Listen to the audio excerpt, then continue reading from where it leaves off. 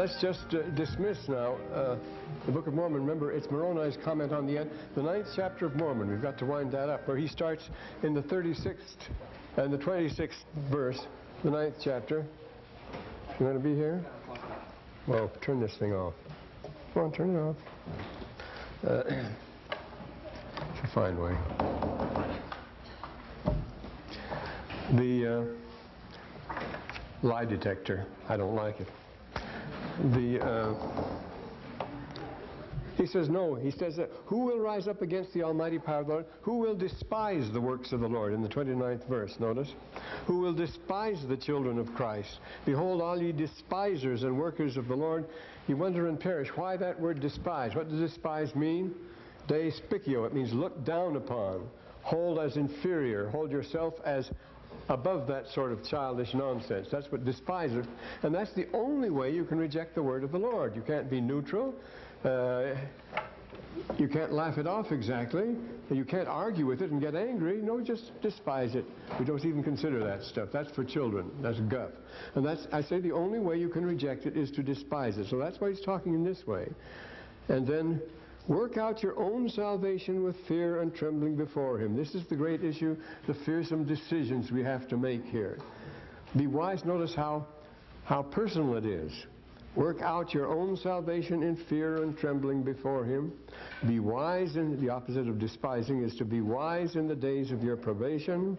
And then he says an interesting thing. Strip yourselves of all uncleanness. Ask not that you may consume it on your lusts, but ask with a firmness unshaken that you will yield to no temptation, but will serve the true and living God. That's an important statement there. What does it mean by consume it on your lusts? Yield to the natural man as far as that goes. What limit is there to justifying behavior as natural? Cannibalism is behavior, you might say natural, but orgies certainly are. Delight in the shedding of blood, rape, all sorts of things that excite people and get great interest in shows, games, and so forth. Those things are perfectly natural. Can you justify them? Because they're natural. They are perfectly natural. You actually have to resist them. There's such a strong natural drive. So he says, ask not that you may consume it, that is, consume your desires, fulfill your life and your wishes on whatever you want to do. If it feels, that's your lust, you see, on your lust. If it feels good, go right ahead. Don't do that, he says. But even though it is a natural temptation, but ask, you have to ask, you have to have support in resisting it. You must have support. Your nature isn't going to be enough to get through with it. You must have support there. Ask with a firmness unshaken that you will yield to no temptation, but serve the true and living God. You don't mitigate daily vices by visits to the confessional or the chapel or the temple or anything like that, where he says in this next verse, do all things, see that you do all things in worthiness. Your whole life. Well, there's been a lot of talking about that in the conference yesterday, wasn't it, the day before? This very things, do all things in worthiness. I speak to you as though I spake from the dead, but I know that ye shall hear my words. Condemn me not because of mine informations. Rather give thanks to God that he hath made manifest unto you our imperfections, that ye may learn to be more wise than we have been. Notice why the Book of Mormon is also taken up with crime and folly and war. It's an account of follies and calamities. It's for our benefit, that you may be wiser. There's a way of avoiding these. He's been talking about first, you don't despise. You take these things seriously. Then you're naturally tempted. Everybody is. He says, resist that. Ask for the Lord to assist you in that, and that will go. And then you can learn from our imperfections. For heaven's sake, don't do the silly things we did. Our follies and calamities, of course, we are doing them. And then he ends up saying it's in Reformed Egyptian, language which has changed completely. You see, no other people knoweth our manner of speech. Now we come, there are a lot of problems in the Book of Mormon that should be touched on, but we don't have time for them. So I have gathered some sources and comments here, and I've got another Xerox to inflict on you. This is 8 pages long. It'll cost you around 2 bits, 25 cents for this. It's 8 pages, but we can make up the difference easily enough. But you should have this. It'll help. And I'm going to pass them around right now, and you can keep it if you want. If you bring it, if you want to keep it, you can pay 25 cents or so forth. Now let's set these around here. I don't know whether we'll have enough. We may have enough. We'll set these going here. Oh, like that. Okay. Yes, we'll pass them around. Yeah, and because there's some important notes here. This is a spiel I had to give down at Merida in Yucatan 10 years ago, but in the process I gathered a lot of interesting notes which you might find useful.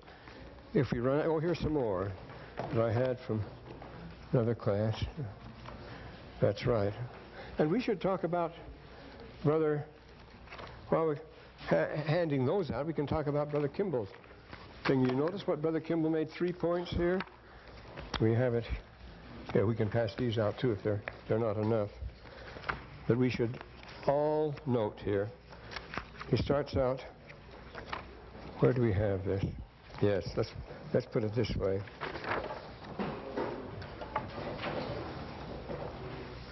He talks about the marvelous earth we find ourselves on, the dark and threatening clouds. The Lord gave us a choice world and expects us. But, he says, be righteous in obedience to his commandments. That's what we've just been talking about. But when I review the performance of this people in comparison to what is expected, I am appalled and frightened. He starts out that way, and then page 4. Then he talks about 3 things. The first one is, as you'll notice, the deteriorating environment. We've noticed that's become much more serious since. The second is the quest of affluence. That's the next subject you talk about. And the third is our trust in deadly weapons, in military power and military solutions. All these, of course, are fundamental in the Book of Mormon. Even, look how far ahead of its time the Book of Mormon was in talking about ecology, the destruction of the forest, the necessary people, use of cement and so forth. Well, these things are talked about on this thing that's being handed out now. You all have one of these called the Book of Mormon and the Ruins. Did they get around yet? Where are they at? They're going slow. Who doesn't? Oh boy. Oh, we made enough of them. They're right over there. Oh, they're cruising around, but certainly taking their time. I should have distributed them in smaller bundles, shouldn't I? Well, like this one. I do have them here, and that one. Efficiency is not our strong point in this life. No, but read and notice the Book of Mormon quotations, when we quotes Mormon and so forth in Brother Kimball's. It may give you some ideas for the paper we're going to ask for. But now this one. Still somebody without these? Oh, they're priceless. Now, wait a minute. Are there enough to go around there? There are not enough? Well, that's odd. I had a huge pile of them. They're still going around up there. 50, 70, 80. This is strange. Well, then, pay attention. Do you have one, Sister Dickersteele? How many don't have them? Oh, that's not bad. Say, you won't miss much. These references are very useful, though. And the first of all is we have the ruins. And this was the thing that challenged Joseph Smith. We'll go through this just fast. And the questions we asked here, well,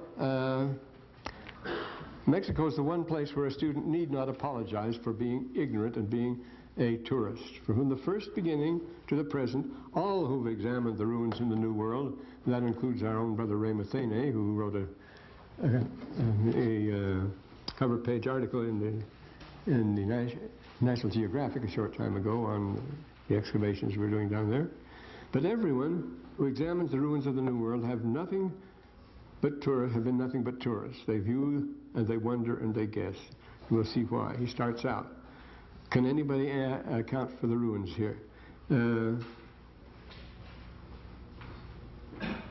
So there's certain questions, as Peter Tompkins says in his work on the Mexican pyramids, that there are certain questions you must ask yourself. And the first one, what about counting through these ruins? Though we have this was a new book at the time, Aguiano, came out, Mexico Antes de los Aztecas, and the discussions concerning the settlement of America are very far from over. You notice this, we underline, there are countless theories circulating about the origin, say, of the Olmecs. The physical appearance is unknown. The great carved heads, you've seen them down La Venta and so forth, these huge heads with the headbands on them and so forth. They're a complete mystery, he says. La Venta is disconcerting by the mystery of the mental process of these strange monuments. What are they doing? The same that holds all the way to the old kingdom of Egypt. Nobody has to this day the vaguest idea, all the arguments and theories about pyramids and so forth, but nobody has a real answer to that. So here we are talking about a mysterious world very far removed from our own. That great monument called the King's Stela, Who was it? What's it trying to say? The necessary information is missing for venturing even the most minimal speculation. In other words, we don't know a darn thing about the monuments, the most impressive ones. He says, no one knows what became of the Olmecs. From 14,000 years of pre-classical occupation, quote, not a single item of clothing has been found. Now that's interesting, because in Egypt, out at Sela, where BYU was excavating, you can walk for miles, and you can kick up the sand, and you'll kick up bones and pottery and so forth, and cloth, big pieces of cloth, 2,000 and 3,000 and 4,000 years old, in good condition. You'll find in the second level of the Cairo Museum, there are whole garments of cloth from the pre-dynastic times, made out of the most beautiful linen, gorgeous, as good as any linen they could make today. How did those prehistoric people ever find out that you could take a blue flower and make a fine, tough white cloth out of it? But they knew, and it's good as ours. But in the New World, we don't find any. Of course, it's because of the moisture. But out there in the Libyan desert, you dig into a grave or the side of a well, it would be a grave or a passage or something. They're all over the place. And among other things that get in your way, pieces of cloth. Some of it rust, some of it fine. And the graves we found, the Christian graves and the pre-Christian graves, were magnificently dressed in cloth that is still brilliant. Some people were wearing 4 and 5 different complete costumes at the same time. That would keep them warm. But what an amazing contrast. We have no cloth here at all. And cloth is one of the big things over there. Why were wheels never used? They had wheels in a very active trade and commerce. You know, from their toys that they had toy oxen and animals that move around on wheels. They had their wagons, but they never used them in active trade. Why could that be? Well, you can account for that with the Arabs. They'll never use the wheel. See, they were acquainted with the field for thousands of years. They say, Shaitan fi dulab. Satan is in the wheel. The devil is in the wheel. He makes it go. You see, it's a great mystery to them how a wheel can work. But they will not. I had a very good friend, a Druze, a very learned man, a 32nd degree Mason and so forth. But he was very suspicious about riding in a wheeled vehicle. He walked everywhere. He didn't like it. Well, why do people do it? Why don't we ride buffalo and oxen? You've never seen one of us riding a Cape buffalo or a water buffalo. Dangerous thing. They'd kill one of us. And you see little skinny kids in Southeast Asia riding them all over the place. See, we have these customs and they stick with us, and so you can't argue about these on the evidence of what's missing in Book of Mormon archaeology, if you can call it that. He says, why were wheels never used for transporting people, merchandise, in a very active trade and commerce? There is no explanation for these things, says Mr. Aguiano. It is a mystery how they were able to perforate hard stone using the stone tools of the time. Well, the hardest and the best and the most perfect stonework in the Egyptians found at a time when they said they didn't have metals. How did they do it then? I mean, the marvelous polished surfaces, cutting these great stones, these great blocks out at the Tura quarry there.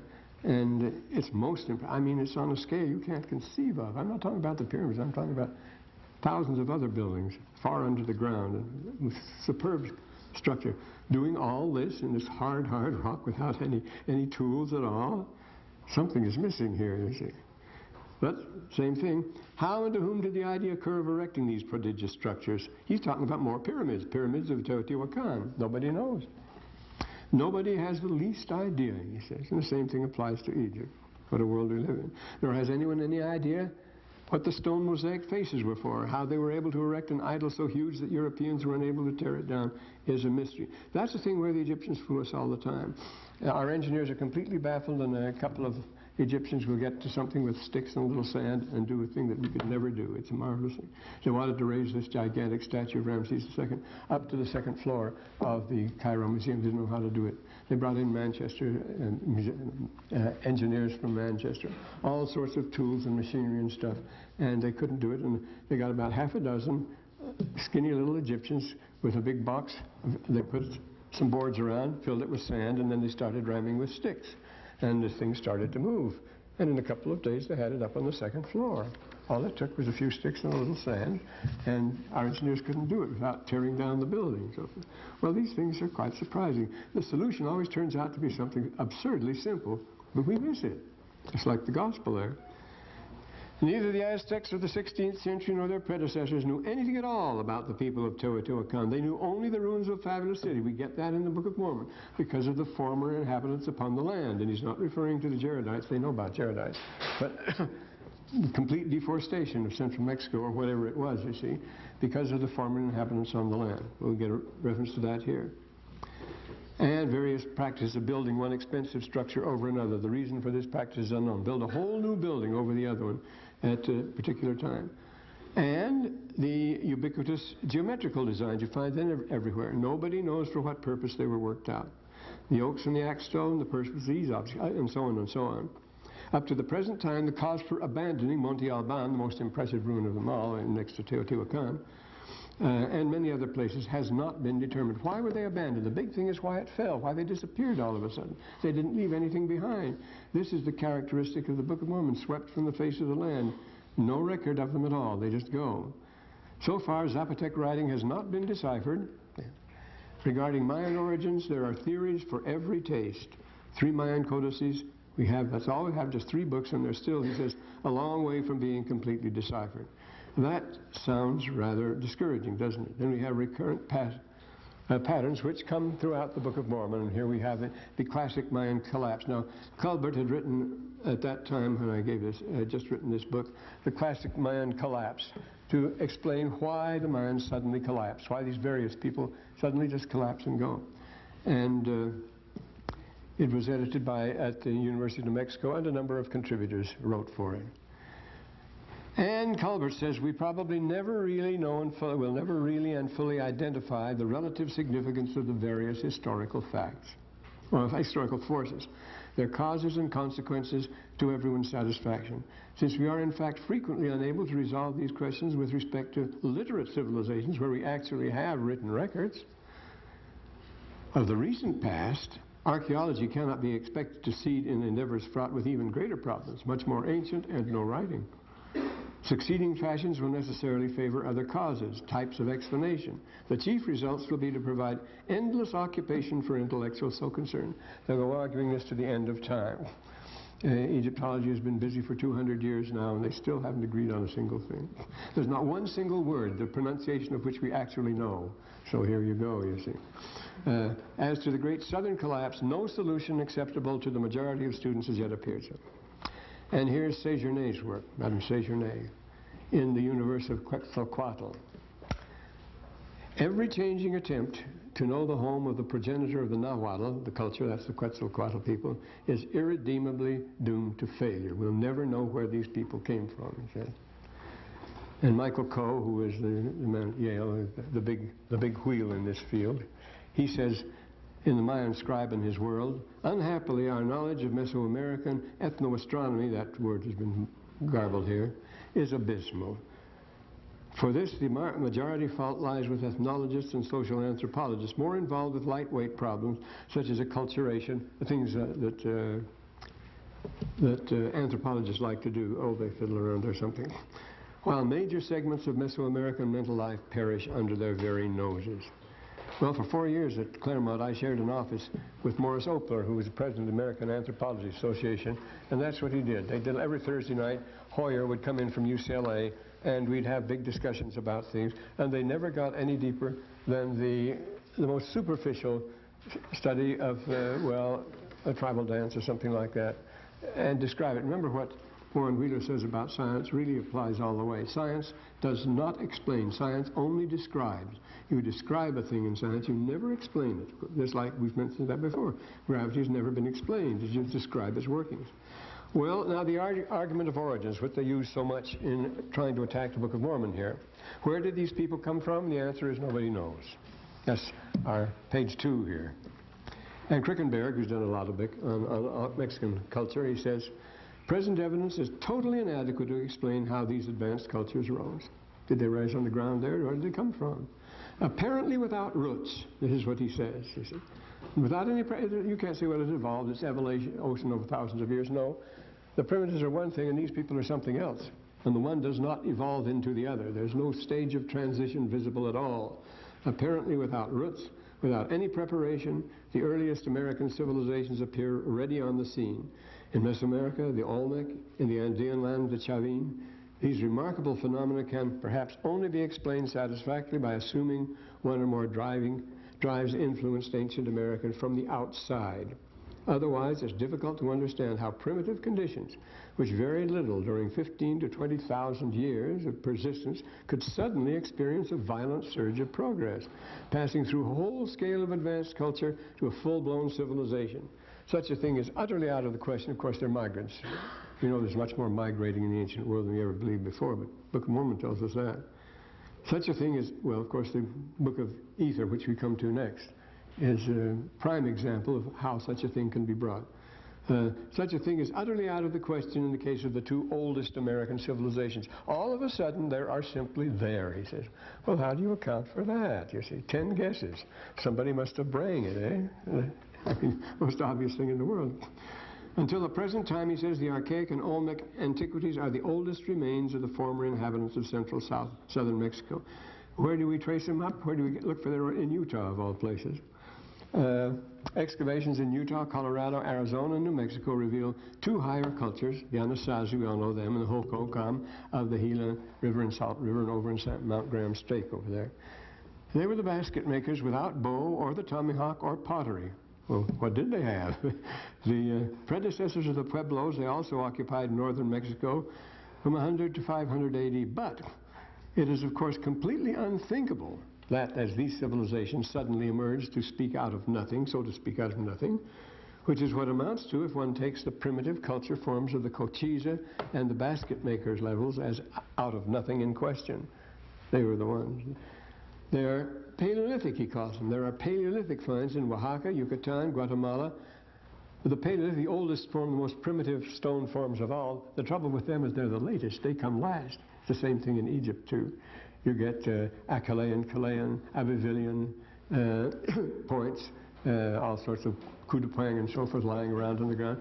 They're the last things to be made. They come at the top of the strait and not at the bottom where they should. Yes? Are there any records of a mass extinction such as all the bones of the Nephites? In one place?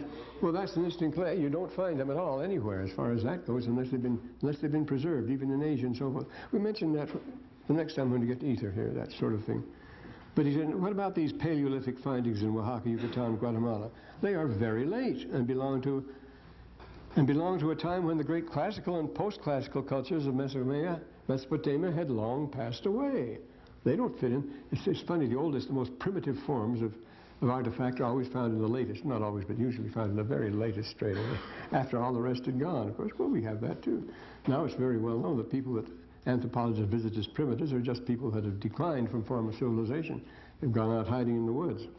Not only are we completely ignorant of the Olmecs, how the Olmecs got their highly developed technique of working jade, their astonishing skill as sculptors handling enormous stone blocks, and their high art of portraiture, but the greater riddle still remains to be answered. Where does their sophisticated system of writing and calendar reckoning come from? The oldest known in Mesoamerica. So we have a problem here. Then Aguiana says, the Aztecs and the Toltecs knew nothing about the people who occupied the land before them. Remember, Aztecs and Toltecs come later. They come after the time of Christ, 8th and 9th century and so forth. So this is not going to answer the problem. That's not going to answer the question at all. Where were there people before the Nephites? The third item here. Well, there certainly were, according to the Book of Mormon. Latter-day Saints were disturbed when we read that remains much older than the Book of Mormon are found in the continent. Well, of course they are. We assume that everything that's found is either Nephite or Jaredite. But read Helaman 3, 4, and 12, where he says, yes, and they did travel to an exceeding great distance, insomuch that they came to large bodies of water and many rivers. Yea, and even did spread forth into all parts of the land, into whatever parts had not been rendered desolate without timber, because of the many inhabitants who had been before inherited the land. Very interesting thing. And lots of people there before them, they'd wiped out all the timber, and when they wipe it out, that stays that way.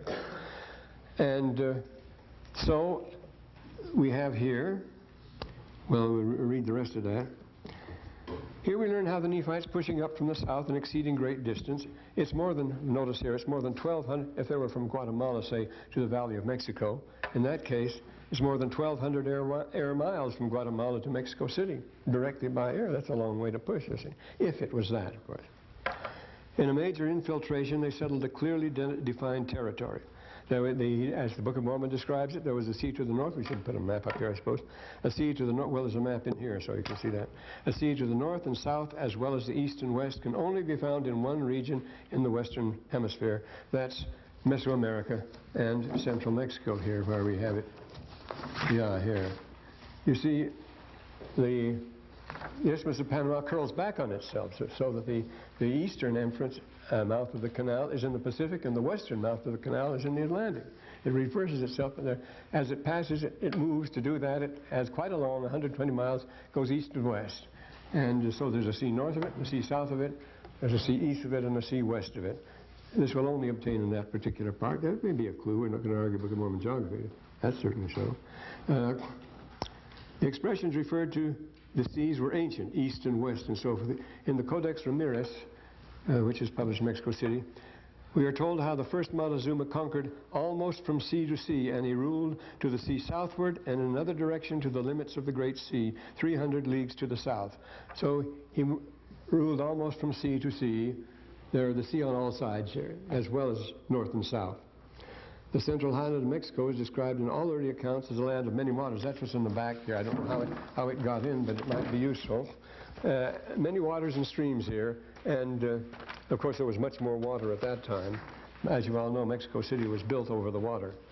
And indeed, Edward Celler, who wrote the old classic, the old 4-volume classic on early Mexico, he collected more data than anybody else, but it's in the early part of the century, but he did a great work. Celler maintains that the name usually translated highlands, Anahuac, really meant land of many waters. Now, the complete deforestation of the land doesn't suit the vast forests of the north, a very serious problem in ancient Mesoamerica, as it is today in Mesoamerica. Those are the jungles that are coming down. And we refer to these statements in Helaman, with a condition of the valley of Oaxaca in the 5th to 6th century, 5th to 9th century. There we're told, in the valley of Oaxaca, that overpopulation, quote, created a growing shortage of timber for construction of firewood and for cooking, apparently reaching such an alarming extent that the hills were completely stripped of forest. Now, in the Book of Mormon, they make a rule, remember, that they're not to cut down a single tree. It's so strict. They have denoted the whole thing. Nobody worried about deforestation in Joseph Smith's day. They thought the woods were endless, of course, inexhaustible. I used to say when I was a kid, chopping all down all the trees in Oregon, inexhaustible. No, they weren't. They still act as if they were. So the hills were completely stripped of forest. According to W.T. Sanders, among the major causes contributing to the rapid decline, and collapse both in the highlands of Mexico and the Mayan country, was the necessity of bringing more land under cultivation with a corresponding decline in forest products. And so they had to build with cement. It tells us in the Book of Mormon, as we know. Well, in that passage we cited, there's a very interesting, well, Peter Tompkins quotes Catherwood as saying, the mortar that's used at Labna, Labna is where that beautiful gate is, and there's quite a bit of highway. They show they made ancient highways. That's way up in Yucatan, not down in South America. Labna is a very beautiful gate, and the highway leading to it, a ceremonial gate. But there's lots of concrete used, and it was analyzed. Catherwood found it was the very same mortar that was used, the Putzwalana, which was used by the Romans with such effect, with building with concrete. But there's a more recent study from August 1980, National Geographic, in which it's quoting here. It's by S.J.K. Wilkerson. We haven't got it here. He says, in the use of poured concrete, says the engineer colleague David Hyman, El Tajín builders excelled in a technique remarkably similar to today's. So it wasn't just mortar between bricks or between stones. It was poured concrete. When they say it was cement, it was real cement. This comes as a surprise. It was Roman type cement, and you can write down here, National Geographic, August 1980, page 216. It was poured concrete, and they excelled the techniques remarkably similar to those today's. So, in addition, the next page tells us the expansion of land clearance might have reduced availability of forest resources. Acceleration in high population areas where potential fodder that was gathered for fuel, as the expansion of Mayan culture in the late Classic became more costly and less reliable. Instead of reporting spectacular ruins, the new settlers in the land, the Book of Mormon, find only depleted resources, with timber all used up for housing and fuel. Since such forests never returned, the damage could have been exceedingly ancient. You know, the Provo Canyon used to be heavily timbered. Then there was the Great Forest Fire in 1915. Never grew back again. Nothing ever grew back. But, so those things are remarkably permanent. The inhabitants had disappeared throughout the entire land, which had once been occupied by a vast population. For the Nephites, they were simply the former inhabitants of the land. The non-committal term and the failure to mention Jaredites, even by way of speculation, make it clear the new pioneers had no idea who those people might have been, you see. Only that they were been there a long time, long enough to clean out the forest, and also that they had filled the land. They were very numerous. Not Lamanites, for Lamanites were contemporary savages, not a lost civilization, or something else. So the moral is the stumbling block by saying, oh yes, there were people here millennium before. Well, we're going to have a book of ether for that. And this question about racial, was the Lamanites a single racial stock? Well, we've mentioned that enough to show how mixed up these people were. But here's some interesting quotes anyway. The racial issue is confusing because through the years, this simplistic explanation that you either had to be a Lamanite or a Jaredite, and a Lamanite or a Nephite, and the Jaredites were completely extinct, and that was it. Well, we've always been so simplistic. On the other hand is the equally naive doctrine that everything that ever came to the Western Hemisphere entered by way of the Bering Strait. That's that one shot, and they still cling to it. That was Hrdlicka, the famous anthropologist who came to Harvard and started working on this, and he devoted his whole life to prove a passage along the Alaska Land Bridge, the Bering Strait, when it's shallow there, and when the ocean goes down, you can cross, and people have. Well, there's no objection to their coming in that way at all. The Hopis call that coming in by the back door. They were aware of the tradition. Those people came down. See, the Athabascans were different people. And so we have here this business of coming in. Well, this theory of the Mongolian extraction and the passing over the Alaska Land Bridge and so forth is in Josiah Priest's American Antiquities. I have an original first edition of this, incidentally. And everybody in Joseph said that's the way. We know that all the Indians, all they have to do is look at the map, and you can see they came over the Bering Strait. That's what they'll tell you in the Geographic or anywhere you're going to read it. It's so neat, but it's simplistic. It's as if nobody else came, and this is why. Iguano says there are among the Indians, Mongoloids, there certainly are. Negroes, there certainly are. Southern European types, many of them. Giants, Semitic types, Mediterranean types, Pygmies, Venezuelan, Brazil. Many anthropologists consider it impossible that all these types should be traced to a single Bering Strait route from Asia. South American skulls and dialects both have a strong oceanic resemblance and indicate a Pacific crossing. That's a quotation from Iguano. The strong skulls and dialects both indicate a strong Pacific crossing. I remember a married couple from Hawaii were having their honeymoon, and they were in Gallup, New Mexico, at a shop that was run by a brother who was from the First Mesa.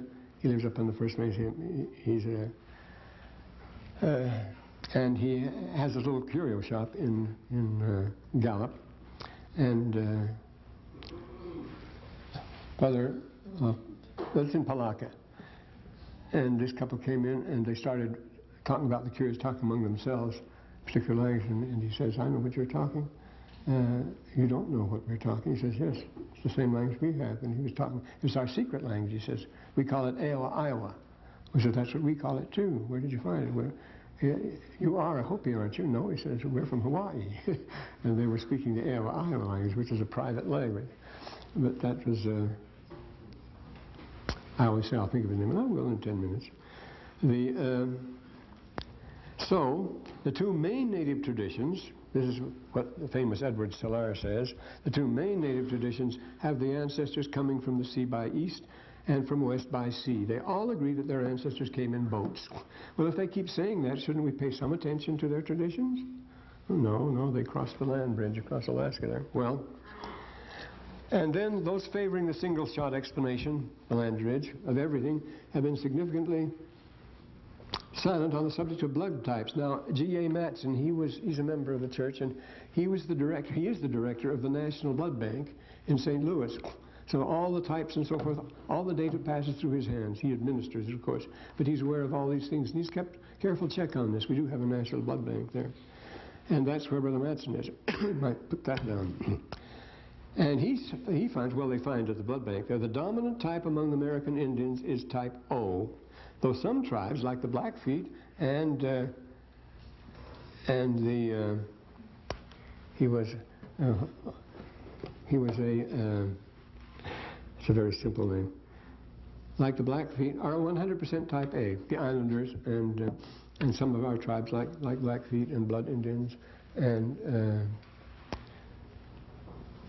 as are the Hawaiians. They're also type A. Now Mongolians, on the other hand, people tell us that Indians are all Mongolians, are almost exclusively type B, and you won't find type B among the Indians, very rare. And if there's anything that's conservative, it is duck lice and blood types. Those things never change through millions of years, they tell us.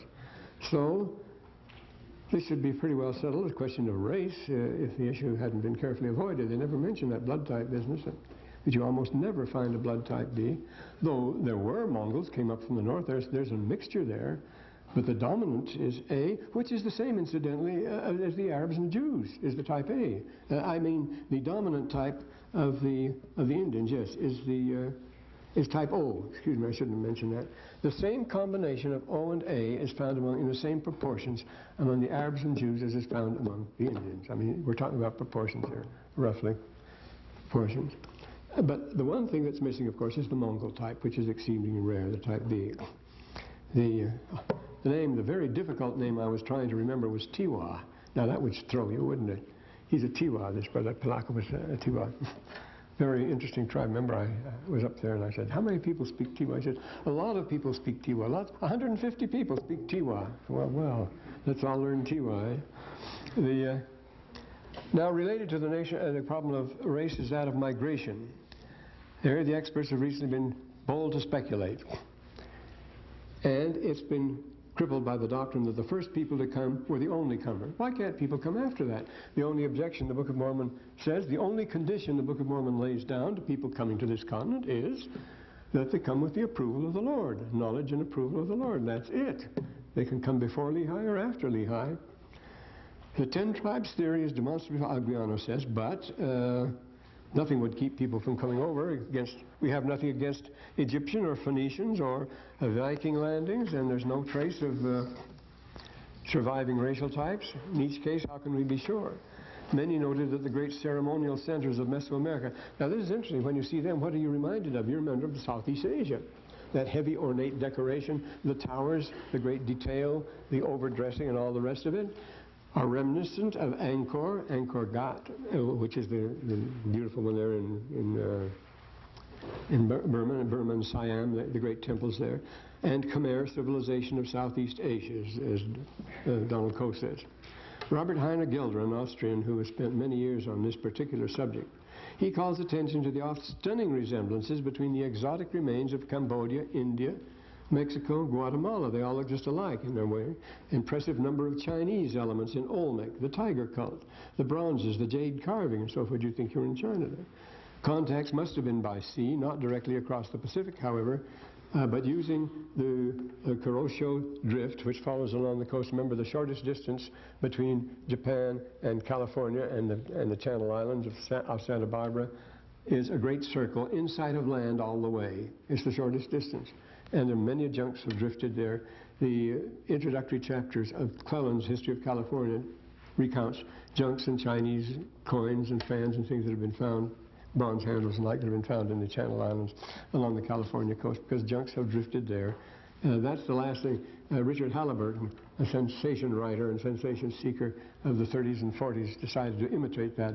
He started that in a junk, but his junk was badly built and he was never seen again.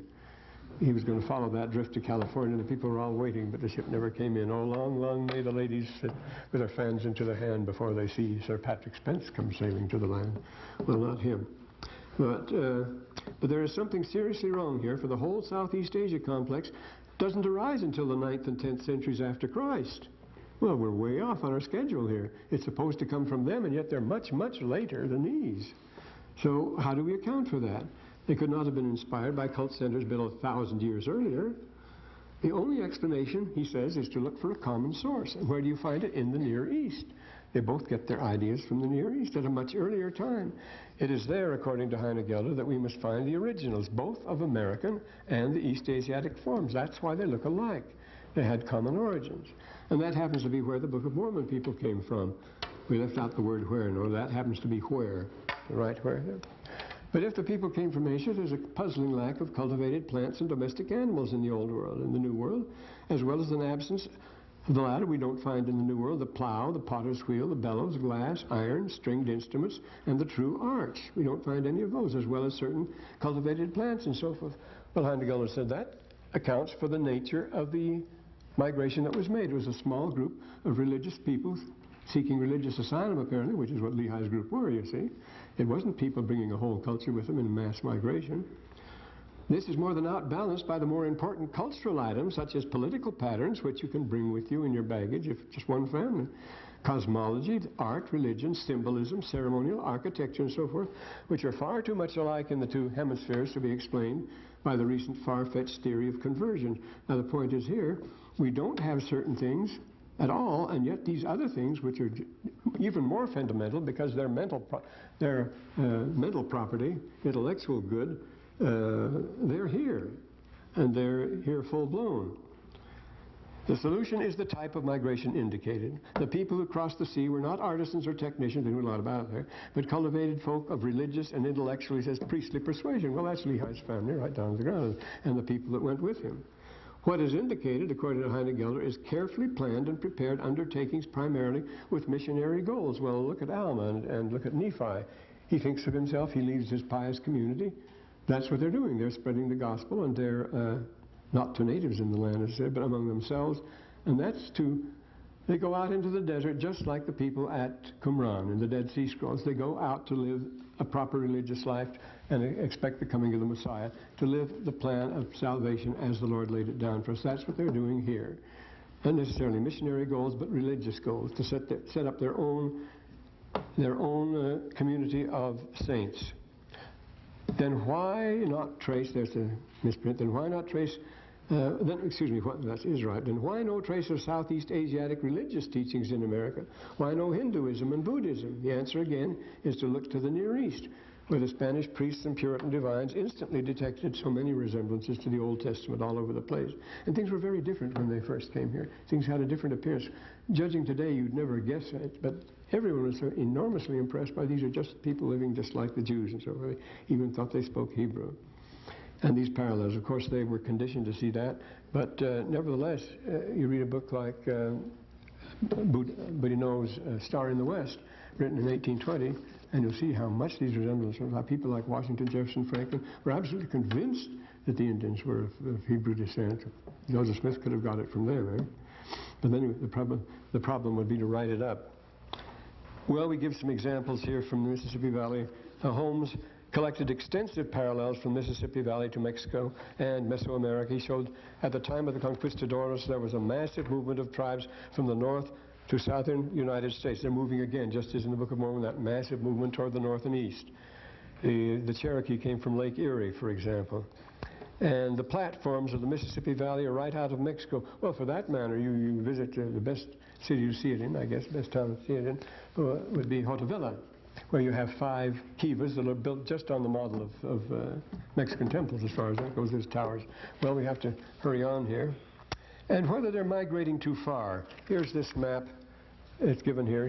What he tells us here, a superficial concept of distance reinforced by a false perception of present-day boundaries. We're quoting here of the Americans as one of the most things, perhaps most popular. What he's showing is that the distance from one end of the Inca Empire, which runs all through the Andes, and which the Incas made a daily milk run with goods and military, they would send military inspections, troops, every day from one end to the other. It would take more than a day.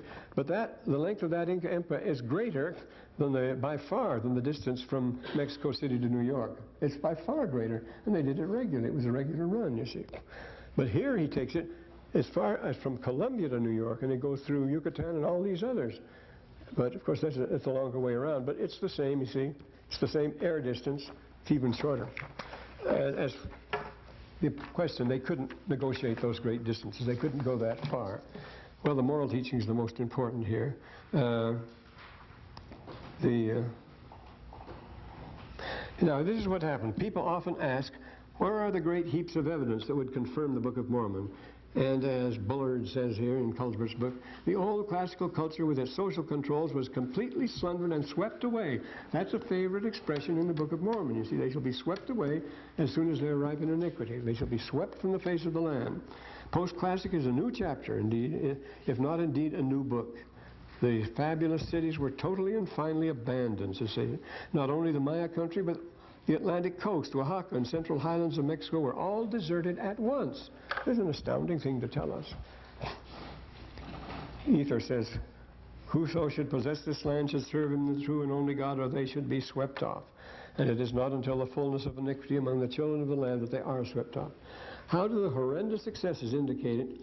Some of the paintings and carvings match with the Book of Mormon. We have them. Well, the fullness of iniquity describes. This takes us to the dark side of early American civilizations. Rites and ceremonies employed by the Indians of New Spain, a 16th century Spanish description, which is quite terrifying so far. It becomes strong in their perversions. They were alike brutal, sparing none, quoting Moroni here. The Book of Mormon says they had perverted the right ways of the Lord. They had the religion, see, they had ceremonies, but they perverted them to this extreme extent. And this, we mentioned this before. Here we have Quetzalcoatl, the great prophet and savior, departing with a promise to return. The other was the cult traced to the time of King Waymak, at which time the people turned to war and human sacrifice. We've seen that. The evil has two aspects in the Book of Mormon: a general corruption, licentiousness, with frequent mention of delight in the shedding of blood, and the other is the domination of secret societies with their oaths, signs, insignia, and so forth. These last are very much in evidence in post-classical art. So this is what did it, you see. For example, the vast display of overwhelming symbolism, especially the lion or jaguar, the eagle and snake motifs, they are society members. They are various clans which subject everybody to terror, and these still exist among certain Indians. In the Book of Mormon, the ubiquitous eagle, lion, and snake motifs are only hinted at, but in the correct context. When Nephi tells people on how upon the wings of the Spirit hath my body been carried away upon exceeding high mountain, my eyes have beheld great things, yea, even too great for man, therefore I was bidden that I should not write them. It was not permissible. He was therefore bidden that I should not write them. He comes as near as permissible to hinting at the sort of thing that was perverted. Well, there's one thing, there's a parallel here, beginning on page 7. After all, the purpose of his study was to say, why did this all collapse? And then you see, over-successful, overstrained, and probably overbearing, Tikal would have been at the mercy of ecological, social, and political catastrophes.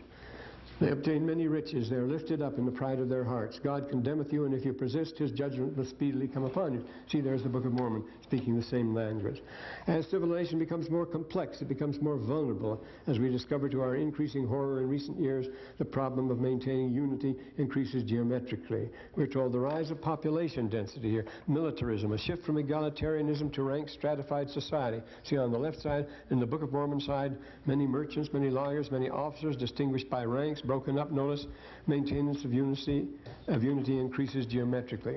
The rise of population density. There began to be a war between the Nephites.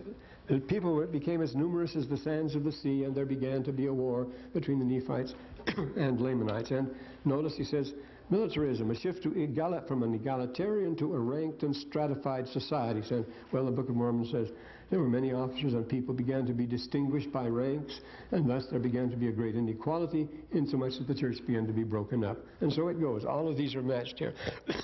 Increasing distance between the peasant and noble. And thus, says Alma, we see how great the equality of man is because of sin and transgression. Will ye persist in supposing that you are better one than another? And then migration. Peasant dissatisfaction permitted the breakdown of political system. They got more than they could take, and they would simply migrate. And Alma says, we who are despised, I shall stir up to insurrection. I do not fear power authority. And so we go on these parallels. You may check them and find them very instructive. Rivalry over trade, commercial war. We had free intercourse to buy and sell, but to get gain, they began to commit secret murders and to rob and plunder. It worked fine, but at the top of page 8 here, Then a general summary, a sharp differentiation, a class of bureaucrats, craft specialists, integrated and elite level, signs of regionalism, fighting among cities and intercities. Helaman says, there were wars throughout all the land among all the people of Nephi, and there's great swellings and envyings and strife and malice and persecution and murder. All these things, this is the way this book accounts. All these people, they sum it up. This is what accounts for the dispersion of these people, and it's exactly what the Book of Mormon says happened, right down the line at every point. We don't have time to analyze this. We'll try to get to the... So if you have 2 bits, if you don't bring it back, and that's fine, we can use them again.